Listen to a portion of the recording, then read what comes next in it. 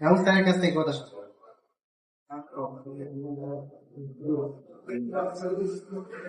ছোট ছোট বাচ্চা কাচ্চা দেখছিলাম তোমাদের, এখন অনেকেরই বাচ্চা কাচ্চা হয়ে গেছে। আমি কলেজে 2018 সালে জয়েন করছি, 2019 সালে। এবং এটাকে প্রথম ঘনিষ্ঠ প্রথম বলা যায়। ঠিক তেমনি এগুলো আমার কনফিডেন্স, ওদের সাথে আমার যে ঘনিষ্ঠ ছিল তখন, বা এখন আমার কনফিডেন্স সাথে আমার আছে। এটা আমি বুঝতে পারি টেকনিক্যাল সাইড তোমাদের সাথে যেভাবে আমার একটা হৃদ্যতা গড়ে উঠছে, এই পর্যন্ত অন্যান্য লেভেলের সাথে আমার ওইরকম ভাবে গড়ে উঠেনি। হ্যাঁ, তাদের সাথে কথাবার্তা হয়, দেখা সাক্ষাৎ হয়। তোমরা আমি নতুন ছিলাম, তোমরা নতুন আসো, আসার পরে যখন তোমরা আমার সাথে মিশে গেছি, আমি মিশে গেছি। আমরা ডিপার্টমেন্টের কাজের বাহিরে আমরা অনেক কাজ করছি। এই সময় হয়তো মাধ্যমিক ছিল না, এই সময় আগামী ছিল না।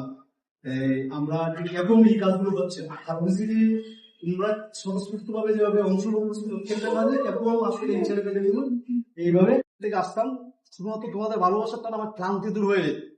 ক্লাসে গেলে তোমাদের দোষগুলা, তোমাদের এই প্রত্যেকের একটা কমিউনিকেশন আমার সাথে বা সবার সাথে। আর তখন একসময় তো আমি একেবারে একা হয়ে গেছিলাম, তখন কেউ ছিল না। তো তোমাদের সবার সাপোর্ট ছিল সব দিক দিয়ে, মাঝে কিন্তু ডিপার্টমেন্টে একা। তো এর পরবর্তীতে লাভলু আসলো, আসার পরে আবার নতুন করে আবার শুরু করলাম, এরপরে তো বাকি স্যারেরা আসলো।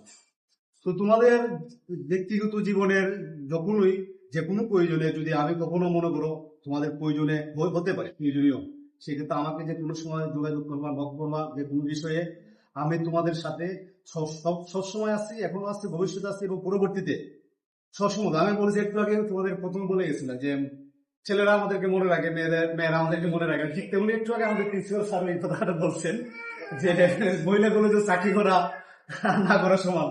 তো তোমরা মেয়েদেরকে বলতেছি স্পেশালি, যদি কখনো কোনো স্যারকে দেখো যে স্যার আমি আপনার স্টুডেন্ট ছিলাম, কারণ তোমাদেরকে আমরা চিনি না, মেয়েদেরকে বেশিরভাগ চিনি না, তারা কিছু কমন ফেস আছে চিনি, তোমরা যেহেতু মুখ টুক ঢাকো এই কারণে চিনি না। ওই জুতি ছিল আমার মানে শুরু থেকে, জুতি সেকেন্ড ইয়ার উঠে কোনো জুতি চাকরি হয়েছে না, এরপর থেকে চলে গেছি। কিন্তু যদি ডিপার্টমেন্টের সাথে সবসময় একটা যোগাযোগ ছিল, ডিপার্টমেন্টের সব প্রোগ্রামে যাওয়া আসা থেকে শুরু করে এই পরীক্ষায় অ্যাটেন্ড করা বা পরীক্ষা ভালো করা সবগুলো ছিল। সাইদুলের সাথে আরো কয়েকজন ছিল একই, হ্যাঁ হিজুর, তারা কিন্তু শেষ পর্যন্ত মানে ডিপার্টমেন্টের প্রতিটা কাজে ছিল এবং এখনো আছে। এবং আমি যদি বলি যে সাইদুল হিজুর তোমার থাকতে হবে, থাকবে, এই ভরসাটুকু তাদের বড় হয়ে গেছে আমার। তো তোমরা সবাই ভালো দেখো, আর ডিপার্টমেন্টে আইসো। তোমাদেরকে বিদায় দেই নাই, বিদায় দিব না কখনো। একজন শিক্ষকের কাছে স্টুডেন্টের কখনো বিদায় হতে পারে না। তোমরা সারা জীবনই আমার শিক্ষক, স্টুডেন্ট, ছাত্র হিসেবে থাকবা। তোমাদের প্রতি অনেক ভালোবাসা থাকলো, দোয়া থাকলো, ভবিষ্যৎ জীবনে অনেক উজ্জ্বল করো, সেই দোয়া করি। ভালো থাকো সবাই।